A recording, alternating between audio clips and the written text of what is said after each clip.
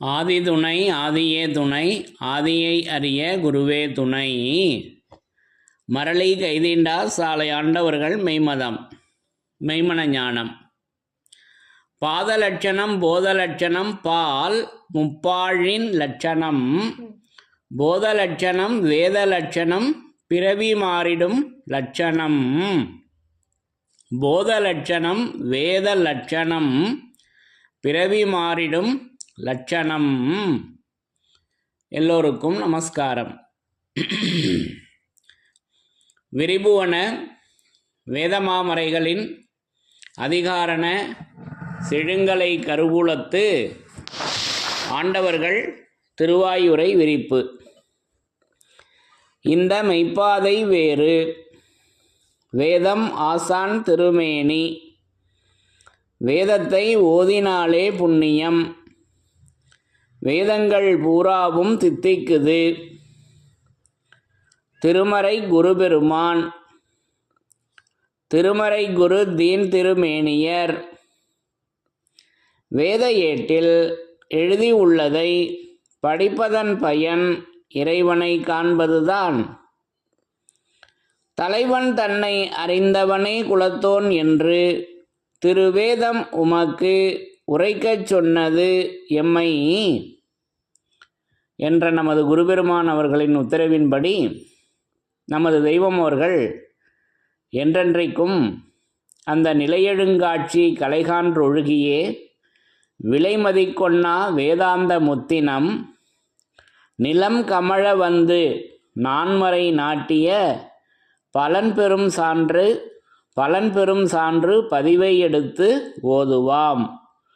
அந்த பலனாக அது விலைமதிக்கொண்ணா வேதாந்த முத்தியாக நமக்கு அந்த முத்தியை வேதாந்தமாக அந்த முத்தியை நமக்கு வேதாந்தமாக வழங்கி திருமறை குருபெருமானாக அது நிலம் கமழ வந்து நான்மறை நாட்டிய பலனை நமக்கு திருமறை குரு தீன் திருமேனியராக விளங்கி கொண்டு நமக்கு அந்த செல்வங்களை வேதமாமறையாக நின்று எடுத்து வழங்கி வருகின்றார்கள். அதன்படி அந்த வேதமாமறையிலிருந்து யமனை வென்ற திருமறை என்ற தலைப்பில் யமனை வென்ற திருமறை என்ற தலைப்பில் அந்த யமபடர் அச்சம் என்னும் அந்த இருட்பிடிப்பை எப்படி அந்த திருமறையானது நமது தெய்வமர்கள் இறக்கிய அந்த வேதமாமறையானது எப்படி வென்று நம்மை சொர்க்கபதியில் ஆக்கி இருக்கிறது என்பதை வேத சாட்சியாக அதை ஒவ்வொன்றாக படித்து தரிசனை செய்து வருகிறோம். அதன்படி இந்த பதிவிற்காக நான் எடுத்துக்கொண்ட பகுதி நம்முடைய திருமெஞ்ஞான குரலிலிருந்து திருவல்லிக்கேணி பிரசங்கத்திலிருந்து ஒரு சிறிய பகுதியினை எடுத்துக்கொண்டேன். இந்த பகுதியில் நமக்கு அந்த யமனனுகாச் செயல் அது எப்படி திருமறையாக விளங்கி கொண்டிருக்கின்றது என்பதை நமக்கு அற்புதமாக எடுத்து வழங்கியிருக்காங்க அருள் வர்ஷிப்பாக. அது என்ன என்பதை மிக மிக எளிமையாக படித்து தரிசனை செய்யலாம். பிரம்மோதய மெய்வழிச்சாலை ஆண்டவர்கள் திருவாக்கியம். சாதிகளின் கர்த்தாவே. திருமெஞ்ஞான குரல் திருவாக்கியமெண் 6 பக்கம் 95. ஒரே தரத்தில் எல்லோரும் பிறந்தோம். ஒரே இறைவன் ஒரே காரியத்திற்காகவே நம்மை படைத்தான். யமனனுகா பரிசுத்தத்தை கைப்போடும் அந்த காரியத்தை அறியாததாலேதான் ஒருவனுடைய எண்ணம் மற்றொருவன் எண்ணத்தை ஒப்புக்கொள்ளாமல் அடுத்த சாதியை கோரமாக நினைக்க செய்கிறது. எம் கைவசப்பட்டாலோ இந்த எண்ணம் தொலைந்தே போகும் என்று இறைவன் திருவாய் மலர்ந்து அருளி உள்ளார்கள். சாதிகளின் கர்த்தாவே. அப்போ திருவல்லிக்கேணி பிரசங்கத்தில் வருகின்ற இந்த திருவாக்கியத்தில் நமக்கு அற்புதமாக எடுத்து வழங்கி வர்றாங்க. அப்போ ஒரே தரத்தில் எல்லோரும் பிறந்தோம். அப்போ ஒரே தரத்தில் எல்லோரும் பிறந்தோம். அப்போது அதை எப்படி இன்றைக்கு திருவேதத்தில் அந்த தரத்தை நான் எப்படி உணர்கிறேன் என்பதை எடுத்து பார்க்குறப்ப தரம், நமக்கு தெரிஞ்ச தரம் என்ன? அந்த குவாலிட்டி, தரமான பொருள் என்று இப்போ நம்ம புழங்குற உலகத்தில் சொல்லுவோம் அல்லவா? இன்னும் ஒரு சில விஷயங்களை பற்றி பேசுகிறப்ப தரமான சம்பவம்னு சொல்லுவோம் உலக வாழ்க்கையில். அது மாதிரி அந்த தரத்தை நம்ம பேசுவோம். இங்கே விண்ணுலகத்தில் அந்த தரத்தை நான் எப்படி தரிசனிக்கிறேன் என்றால், நமது தெய்வம் அவர்களின் அருளர்ஷிப்பாக அதை நான் தரிசனை செய்கிறேன். அப்போ அதை நமக்கு திருவருட்குறள் 293வது திருவாக்கியத்தில் எடுத்து வழங்கி வர்றப்ப, முடிவில்லாத வாழ்வை, நித்திய வாழ்வை தர நிற்கின்ற அறிவை, அது அல்லவா தரம்? அது எது தருது அப்படின்னா, அந்த முடிவில்லாத வாழ்வை, நித்திய வாழ்வை தர நிற்கின்ற அறிவை. அப்போ அறிவாக இருக்குதுங்க அந்த தரம். இப்போ அந்த அறிவுல அல்லவா நம்ம பிறந்திருக்கிறோம் அல்லவா? அப்போ அது வேதம் இருக்கிறது, 6வது அறிவு இருக்கிறது, சூக்கும தேகம் இருக்கிறது. அப்போ அந்த ஜெய்வ தேகத்தில் நுழைந்து கோடி சூரிய பிரகாசமாகி அந்த பிரம்ம பிரகாசனை சந்திக்க செய்து வைக்கும் ஆகம துலக்க அறிவே 6வது அறிவு. ஒரு ஜீவேசர் சந்நிதி முன்னிலையில் அவர்களால் மறுபிறப்பாளனாக ஆகி ஜீவதேகத்தில் நுழைந்து அந்த கோடி சூரிய பிரம்ம பிரகாசனை சந்திக்க செய்து வைக்கும் ஆகம துலக்க அறிவே 6வது அறிவு. அப்போ அந்த அறிவில் அல்லவா நம்மளை தெய்வம் அவர்கள் இங்கு எமது வேதமணி சூழலில் நீ மறுபிறப்பு அடைந்து 6வது அறிவை பெற்றிருக்கின்றாய். அப்போ நம்மை ஈசன் படைத்தான். இப்போ தாய் தந்தை படைத்தது நரப்பிறப்பு, இங்கே மறுபிறப்பு ஈசன் படைத்த பிறப்பு, நமது தெய்வம் அவர்கள் படைத்த பிறப்பு. அது தரம். அது இம்மன்னா ஆம்னு சொல்லணும் அல்லவா அந்த தரத்திற்கு. ஆக இப்படி நான் அது நிரந்தரமாக அதை நான் அந்த அறிவாக நான் உணர்கிறேன். அப்போது முடிவில்லாத வாழ்வை, நித்திய வாழ்வை தர நிற்கின்ற அறிவை அடைவதற்காகவே தான் மனிதனுக்கு இந்த 100 ஆண்டு கால வயது தந்தது என்று அந்த சென்னை உயர்நீதிமன்ற நீதிபதி முன்னாடி அந்த அருளர்ஷிப்பு வெளியாகுது அல்லவா? அதை நான் எதற்கு செலவு செய்கிறேன்? அழிஞ்சு போகிற எதற்கோ நான் செலவு பண்ணிக்கிட்டு இருக்கேன். அந்த நேரத்தை வேணுமென்றால் நான் அதிகமாக்கி கொள்ளலாம். அந்த அதிகாரம் யாருக்கிட்ட இருக்கு? என் கையில் தான் இருக்குது, நம்ம கிட்ட தான் இருக்குது, நம்ம ஒவ்வொருவர் கையில் தான் இருக்குது. இதெல்லாம் நல்லா தெளிவாக நமக்கு எடுத்து பேசி வர்றாங்க அல்லவா? அப்போது அந்த தரம். அப்போது இந்த இதை திருவாய்க்கத்துக்கு வருவோம். இங்கே என்ன பேசி வர்றாங்க என்றால், ஒரே தரத்தில் எல்லோரும் பிறந்தோம். அப்போ அது ஒரே தரம் தானே, அது அந்த அறிவு ஒன்று தானே, அது 6வது அறிவு. இப்போ அப்படி இறைவனிடத்தில், நமது தெய்வம் அவர்களிடத்தில் நாம் பிறந்திருக்கிறோம். ஒரே இறைவன் ஒரே காரியத்திற்காகவே நம்மை படைத்தான். ஒரே காரியத்திற்காகவே தான் படைச்சது, இறைவன் படைச்சது. யமனனுகா பரிசுத்தத்தை கைப்போடும் அந்த காரியத்தை அறியாததாலேதான் ஒருவனுடைய எண்ணம் மற்றொருவன் எண்ணத்தை ஒப்புக்கொள்ளாமல் அடுத்த சாதியை கோரமாக நினைக்க செய்கிறது. அப்போ அந்த காரியம் என்னன்னு சொல்றாங்க, அந்த காரியம் என்னன்னு சொல்றாங்க. அப்ப என்ன காரியம்? ஒரே தரத்தில் தான் நாம் பிறந்தோம், ஒரே இறைவன் ஒரே காரியத்திற்காகவே நம்மை படைத்தான்.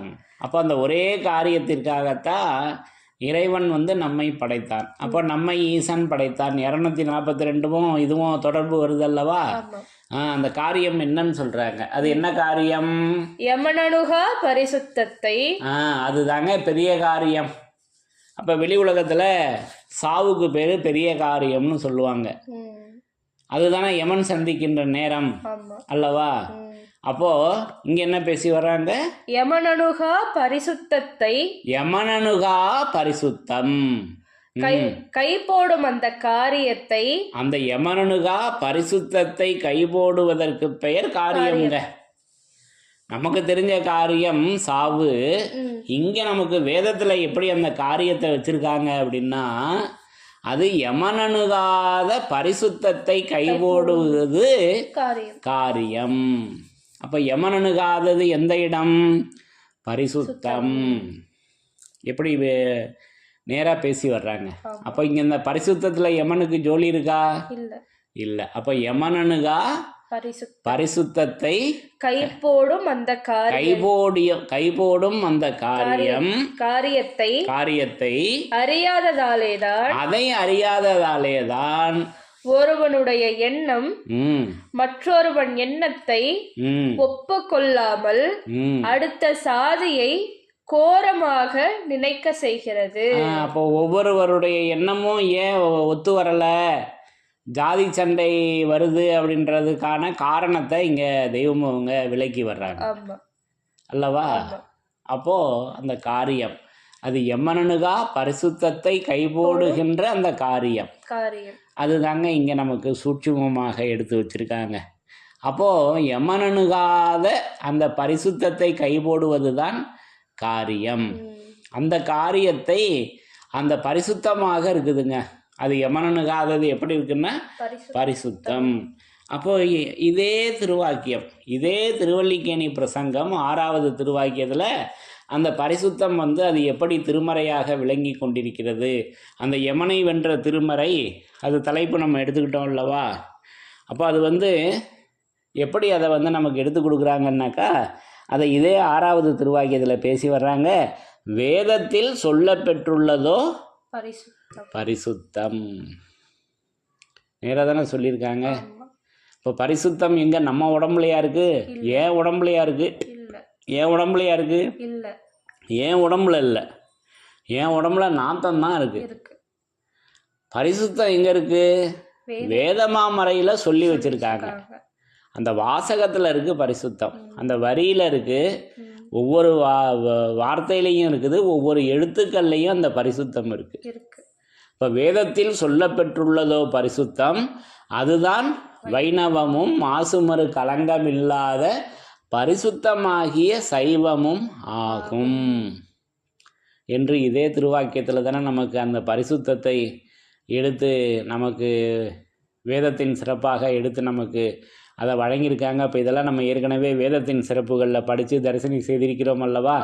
அப்போது அந்த யமனணுகா பரிசுத்தத்தை கைபோடுகின்ற காரியம் அது எப்படி இருக்கிறது என்றால், அது திருமறையாக இருக்கிறது, திருவேதமாக இருக்கிறது என்பதை நமக்கு நேராக எடுத்து வச்சிருக்காங்க. அப்போ இதை தான் தரணியில் இல்லாத ஒரு தனிச்செயற் பதியில் எடுத்து பேசி வர்றப்ப எம்முடைய பரிசுத்த வாய்மைக்கு இசைந்த இனங்களாகி இருக்கின்றவர்களே கேளுங்கள் என்று நமக்கு நேராக பேசி வர்றாங்க. அடுத்தது அந்த வேதம் என்னவாக இருக்குதுன்னா, அது வாய்மையாக விளங்கி கொண்டிருக்கிறது. எம்முடைய பரிசுத்த வாய்மைக்கு இசைந்த இனங்களாகி இருக்கின்றவர்களே கேளுங்கள். அப்போ அந்த வாய்மை எனப்படுவது யாதெனில் யாதொன்றும் தீமை இல்லாத சொல்லாக விளங்கி கொண்டிருக்கிறது. நம்மளுடைய சொல்லு ஒருத்தருக்கு பிடிக்கும், ஒருத்தருக்கு பிடிக்காது. ஒருத்தருக்கு நன்மை பயக்கும், ஒருத்தருக்கு தீமை பயக்கும். ஆனால் இங்கே இறைவனுடைய சொல், நமது தெய்வம் அவர்களுடைய சொல் எல்லோருக்கும் நன்மை பயக்குகிறது. அதற்கு பெயர் வாய்மை அல்லவா? ஆக இப்படி நமக்கு அந்த பரிசுத்தம் நிறைய வச்சுருக்காங்க. அப்போ ஈசன் என்பது எட்டி எண்ண முடியாத மகா பரிசுத்தமான ஆவியாதலால், இப்போ பரிசுத்த ஆவி எப்படி இருக்குது பாருங்கள், ஈசனாக விளங்கி கொண்டிருக்கிறது. அந்த வேதம் அல்லவா ஈசன். அப்போது அகிலபலம் வரும் பருவத்தில் அறிவு பரிசுத்த ஆவியானது வலுக்கொண்டு விசும்பி எழுந்து தளிர்த்து ஓங்கி பெருக்கமாக பணர் வீசி செழித்து வளர்ந்து விரிந்து செங்காம் பரும்பு முளை காட்டி பூவலங்கார அழகு குமுறி பிஞ்சேரி காய்குலுங்கும் கனம் சுமந்து வரும் இளம் செம்மலாகிய இவர்கள் இப்போது எங்களின் எல்லா மத வேத சாதிகளின் உட்பொருள் ஆதார உற்பவ உற்பன தாயகமாகிய மூல புருஷ ராஜநாயகமாகவும் மகா துலக்க விளக்கமாக ஏறி நின்று. அப்படியல்லவா அவங்க ஏறி நின்று கொண்டு இருக்காங்க அந்த பரிசுத்தத்தில். அது அறிவு பரிசுத்த ஆவியாக இருக்குது. அப்போ ஆவி கண்ணுக்கு தெரியுமா? தெரியாது, உணரத்தான் முடியும் அல்லவா? ஆக இப்படி அது யமனனுகா பரிசுத்தத்தை கைபோடுகின்ற காரியமாக நமக்கு அந்த யமனனுகாத செயலை நமக்கு இந்த திருவாக்கியத்தில் அதை பரிசுத்தமாக எடுத்து வச்சிருக்காங்க. அப்போ அது வேதத்தில் சொல்லப்பெற்றுள்ளதோ பரிசுத்தம். அது பரிசுத்த வாய்மைக்கு இசைந்த இனங்களாகி இருக்கின்றவர்களே கேளுங்கள் என்று இந்த திருவாக்கியங்களை கேட்கின்ற மக்களை பார்த்து தெய்வம் அவர்கள் தரணியில் இல்லாத ஒரு தனிச்செயர் பதியில் அந்த மெய்வழிச்சாலையில் குடியேறி கொண்டிருக்கும் மக்களை பார்த்து பேசி வருகிறார்கள் என்பதை இப்படி நான் இந்த பகுதியின் மூலம் உணர்ந்து கொண்டேன் என்று கூறி, அப்போ அந்த யமனனுகாத செயலை நமக்கு பரிசுத்தமாக, அது வேதம் ஆசான் திருமேனியாக, திருமறை குருபெருமானாக அந்த ஆயுதத்தை, திருமறை குரு தீன் திரு மேனியராக அந்த யமனை வென்ற ஆயுதத்தை இப்படி நமக்கு திருமறையாக வழங்கி வைத்திருக்கிறார்கள் என்று கூறி, யமனை வென்ற திருமறையின் சிறப்புகள் தொடரும்.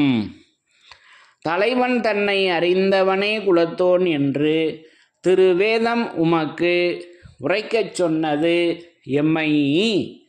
யமனை வென்ற திருமறையின் சிறப்புகள் தொடரும். எல்லோருக்கும் நமஸ்காரம்.